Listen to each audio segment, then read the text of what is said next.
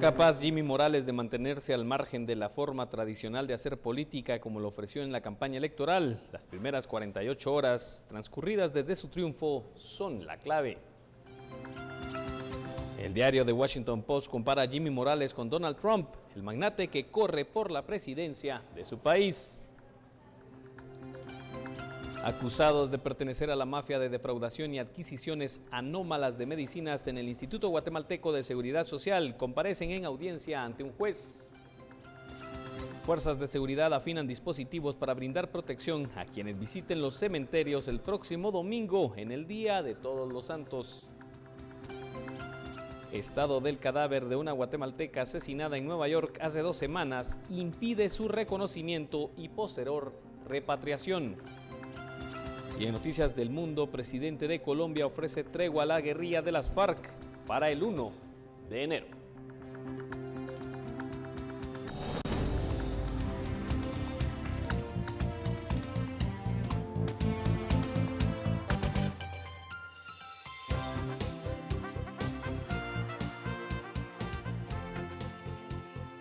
Esta es la emisión en directo de Noticiero Guatevisión, con nuestro jefe de redacción, William Poró.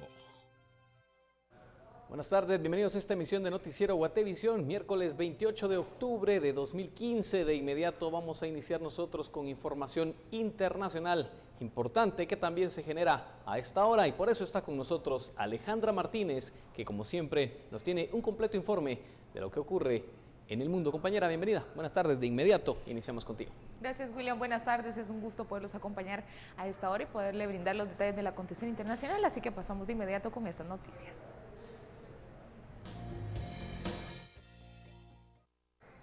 El presidente colombiano Juan Manuel Santos ofreció hoy declarar un alto el fuego bilateral con la guerrilla de las FARC el próximo 1 de enero, lo que marcaría un gran avance en las conversaciones de paz. Hagamos ese esfuerzo para que de aquí al 31 de diciembre podamos, por ejemplo, terminar el punto 5, el del fin del conflicto, y así poder decretar un cese al fuego bilateral y verificado internacionalmente a partir del 1 de enero. Siempre en este tema, 4 guerrilleros de las FARC en tregua unilateral mientras negocian con la paz el gobierno de Colombia murieron durante un operativo militar en el suroeste del país. En una operación conjunta de las fuerzas militares y en un combate de encuentro, en una operación adelantada por la Fuerza de Tarea Omega en un sitio curiosamente llamado El Peaje de la vereda Patio Bonito, Cartagena del Chairá. Fueron dados de baja 4 guerrilleros de las FARC y 2 más fueron capturados.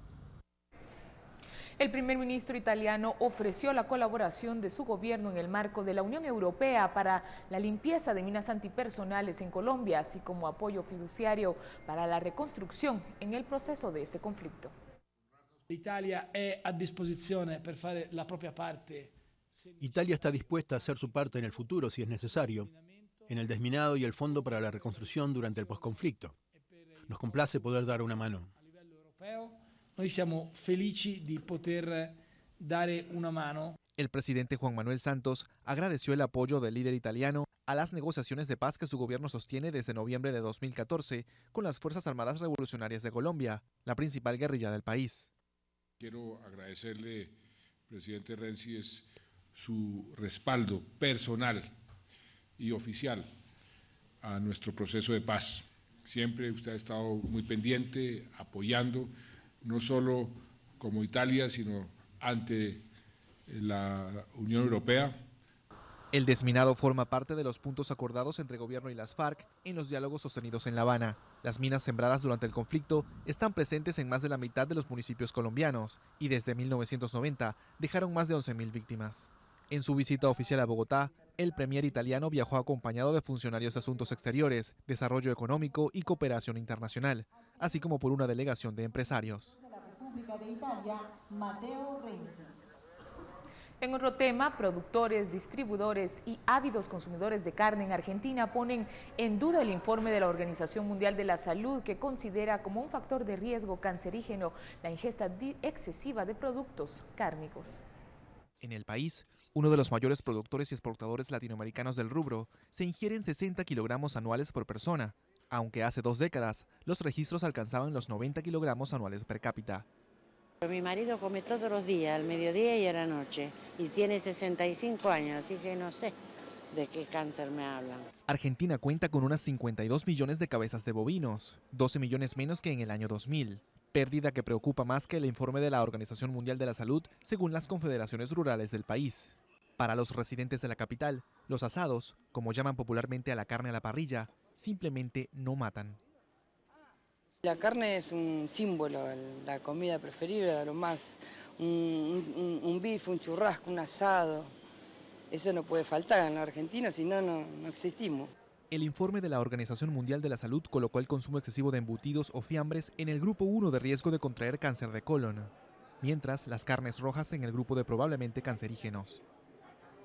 Yo no estoy tan de acuerdo con esta situación.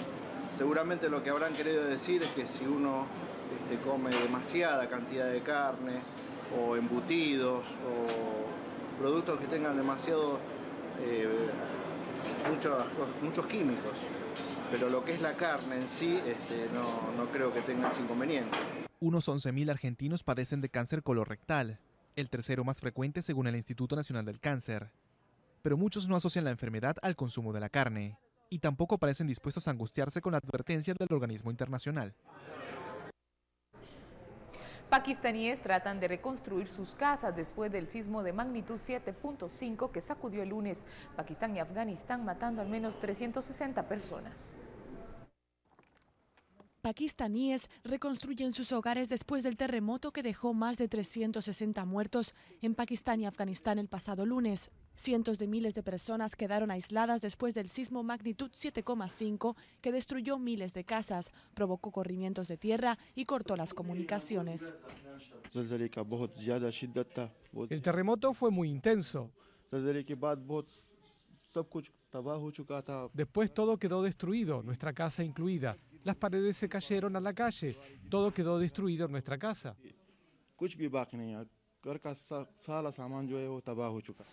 Pakistán fue el país más afectado con unos 248 muertos y más de 1.600 heridos. Las autoridades creen que las cifras podrían aumentar debido a la escasez de agua y comida y la caída de las temperaturas. Para muchos habitantes de la zona, el terremoto reabrió las viejas heridas provocadas por el seísmo de magnitud 7,6 que causó más de 75.000 muertos en 2005.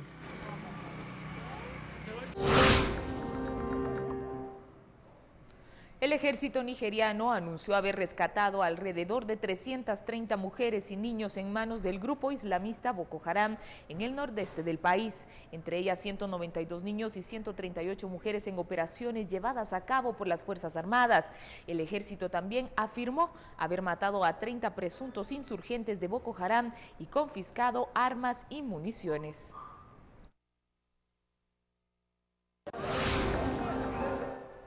La organización terrorista del Estado Islámico fue la responsable de un doble atentado suicida que el pasado 10 de octubre dejó 102 muertos en Ankara y que tuvo la intención de imposibilitar las elecciones del próximo 1 de noviembre, afirmó hoy la Fiscalía turca. La intención de este atentado y que otros se planificaron era forzar que se suspendieran las elecciones generales y crear una situación de caos e inestabilidad general en Turquía.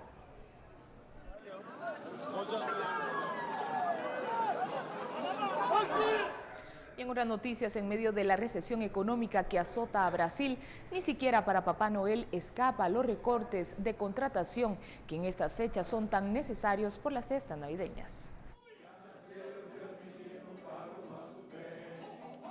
En la escuela de Papás Noel de Río de Janeiro están preocupados. Aseguran que la demanda de actores para ambientar las fechas navideñas es más baja de lo normal. A consecuencia del alza de desempleo a niveles que no se veían desde 2009 en Brasil, la escuela recibió, no obstante, el doble de candidatos respecto a los años anteriores. La gente mayor solía venir aquí para conseguir un extra para regalos de sus nietos. Ahora es diferente, es para llegar a fin de mes y pagar las cuentas. Así que tenemos el doble de aplicaciones. El año pasado fueron 100, este año son 200 y solo podemos recibir a 40. Muy a menudo los niños me llaman Santa Claus. Incluso me dieron una carta pidiendo regalos una vez. Así que estoy sacando partido de mi apariencia y buscando esta oportunidad, porque estar desempleado en este país es como morir.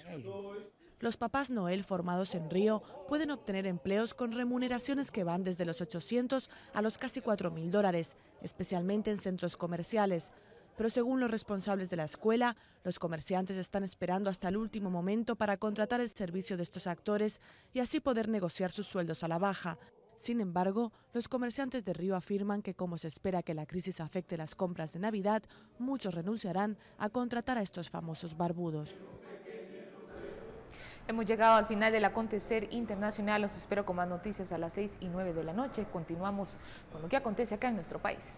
Así es, Alejandra, nosotros vamos a hacer rápidamente una pausa comercial, pero cuando volvamos seguiremos tocando temas nacionales que también se producen en el extranjero. Daremos seguimiento al asesinato de la guatemalteca Miriam Samayoa, hecho ocurrido en Queens, Nueva York. ¿Qué noticias hay al respecto de esta investigación? Usted la conocerá en unos instantes. Gracias, Alejandra.